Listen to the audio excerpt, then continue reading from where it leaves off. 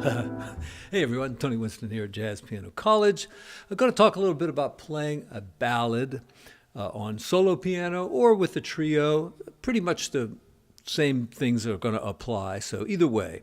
And the song I'm going to use is a song called All My Tomorrows, and it was written by Sammy Cahn and Jimmy Van Heusen. Sammy Cahn is the lyricist. I have two charts, and both of them will be for free down in the description. One's from the old real book, and the other one is from this book, the Sammy Cahn song book, the new Sammy Cahn song book. And the chords in that big book there are much better than the real book chart. So I'm going to take my Sharpie and put the better chords into that one. So you'll have the real book chart with the improved chords on there. Some other things I'm going to talk about. My inspiration for this song is two things. One, I got a request for it. And two, I love the way Nancy Wilson sang this back in about 1964, I think, with the Gerald Wilson Big Band. It's really a great version. I'll link to it. And the thing I like about it is they only go through the song once. There's no middle sections like a solo or anything like that. They just go through the song one time. And, I often wonder, why people make songs so long these days, because our attention spans are getting shorter all the time. So, to keep songs short and to the point, I think it works for me. We're going to use open voicings, which I've talked about many times, and we're going to use some of the Berklee College of Music chord formulas, and I'll put a PDF about those down there. And we're also going to use our tension formulas, which is what we use for ninths, 11ths, and 13s. Then we also want to talk a little bit about how fast to play this song. If you have a singer, the singer should be the one who decides how fast the song goes, because, they're the focus of the song, and it sometimes can be very hard to sing the lyrics and phrase nicely if it's too slow or too fast. As a solo piano player, you want to take advantage of some of the open spaces, like there in the fourth bar, or where you have a whole note, and put some fills in. They can be little bell tones, stuff like this, or a bass note, or some runs like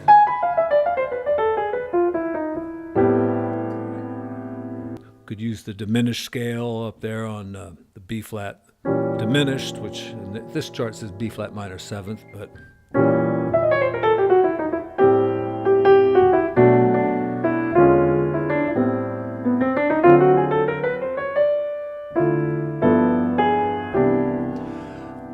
I'm also going to talk about endings. A common thing to do is, instead of ending on G major, to go something like,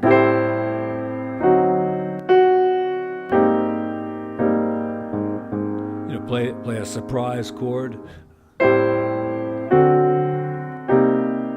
then resolve it. And sometimes you don't even resolve it. Another great way to end the song would be to go, especially if there's a singer, just let them sing that note, and then you come in with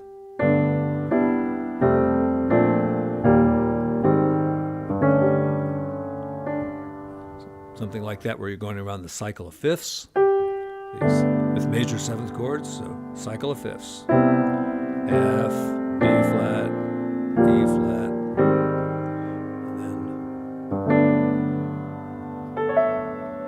also very common to put like an A major chord there, because it gives you that Lydian note. And we'll talk about the Lydian note also when we get to the bridge of the song. All right, let's just go through it real quickly here. I'm not going to explain all the chords, but I will explain the first couple of chords so you get the idea of what I'm doing.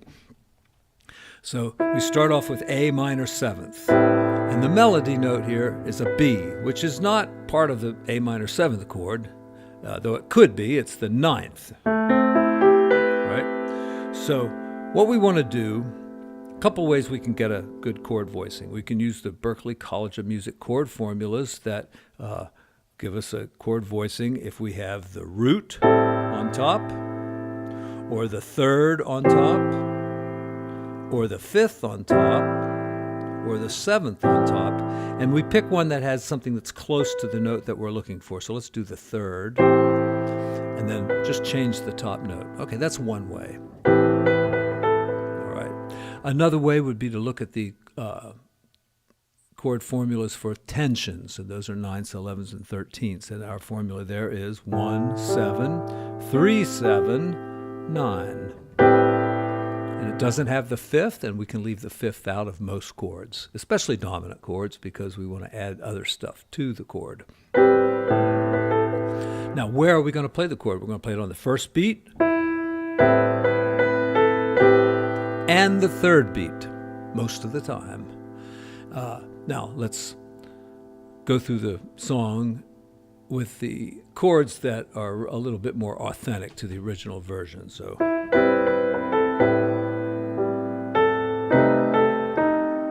like a C minor sixth.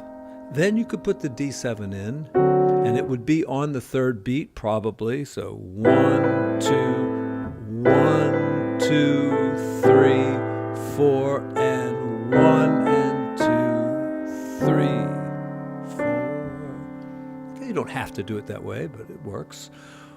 All right.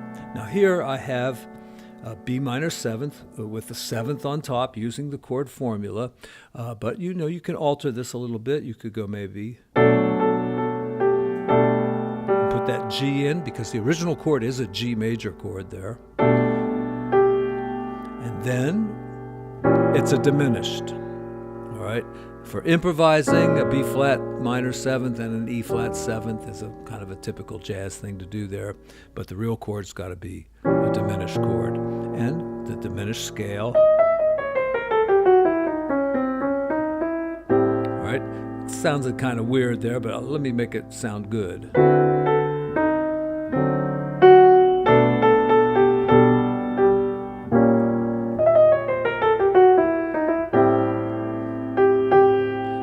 Back on A minor seventh, here's the formula. But you can always add stuff to it. That's the great thing about these formulas, is they're very open. They leave a lot of room to add stuff to it. Maybe I'll just play it like this, and then add on the third beat. All right, now here, once again, the chord really is a G major. Of course, B minor is almost the same, but if you put that G in, you can get a real beautiful voicing there. All right, 1, 7, 3, 7. I got the flat 9, but look, we got 2 7s, and this is a dominant chord, so we can do so much with it. Let's change this other 7. Let's change it to a 13, all right, or a flat 13. They're both going to sound good.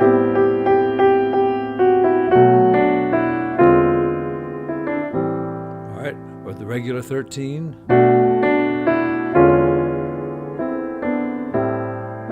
Put a little harmony in there. 1, 2. So.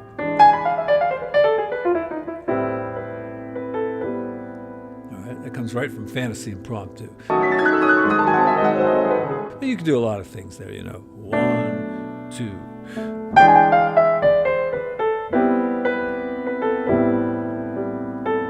C minor sixth again.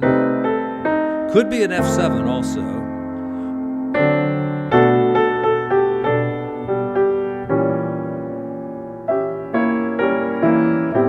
Just chord inversions there, just taking the notes of the chord, moving it down.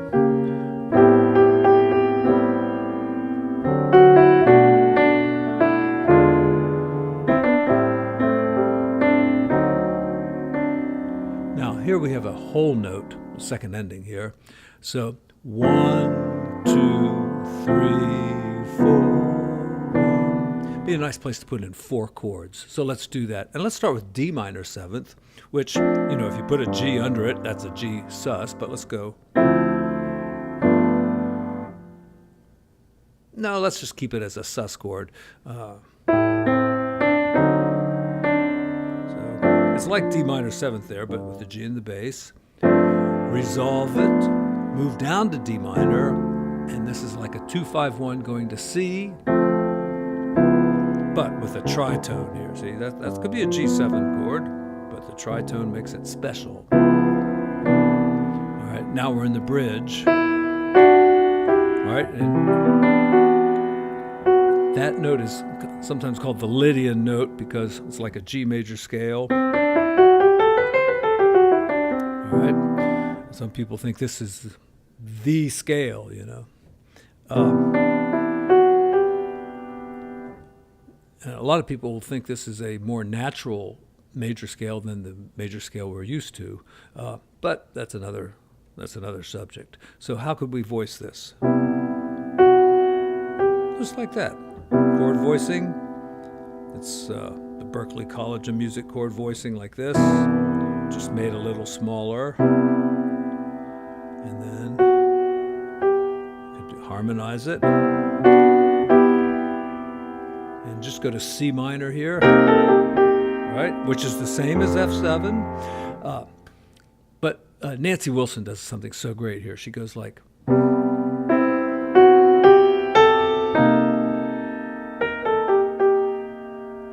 right, so C major,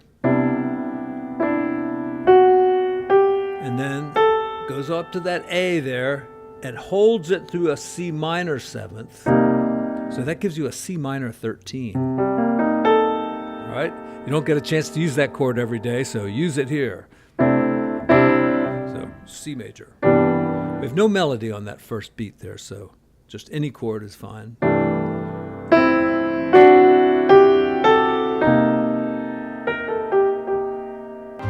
No one knows better than I.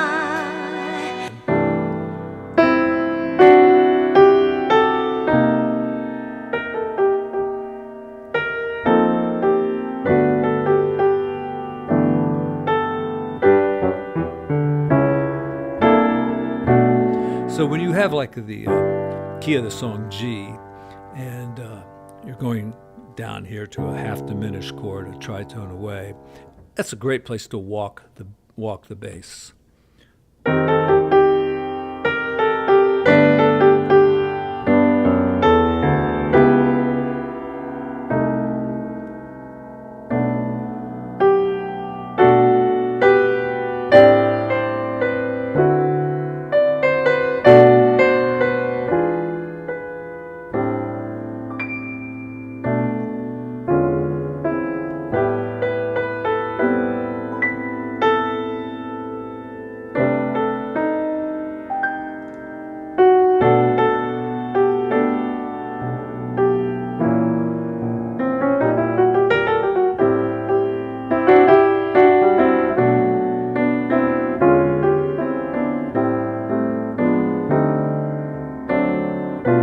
Make it a half diminished right here.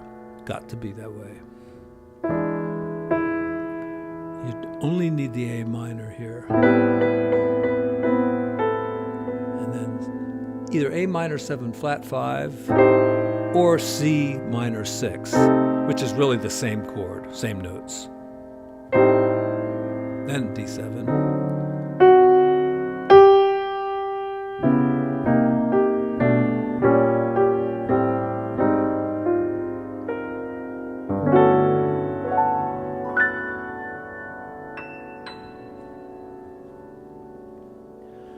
Beautiful song, All My Tomorrows. I'm going to play the arrangement out of this book, sight reading, so give me a break.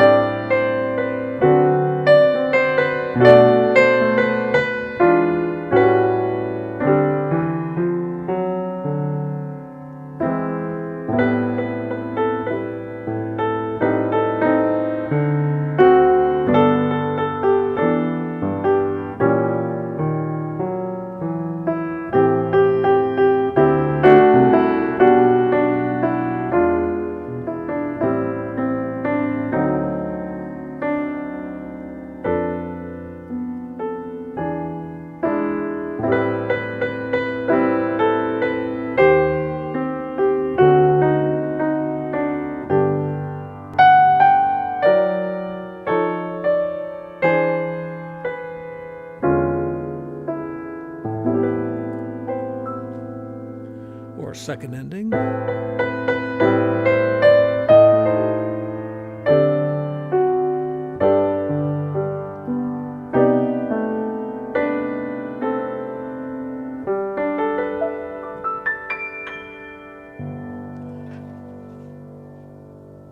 All right, not note for note, but basically followed the chart. Hope you enjoyed the presentation, and be sure to download some of that stuff in the description if you're interested in it. And thank you all for your support over on Patreon, through PayPal and Venmo. I really appreciate it. See you again soon. Thanks.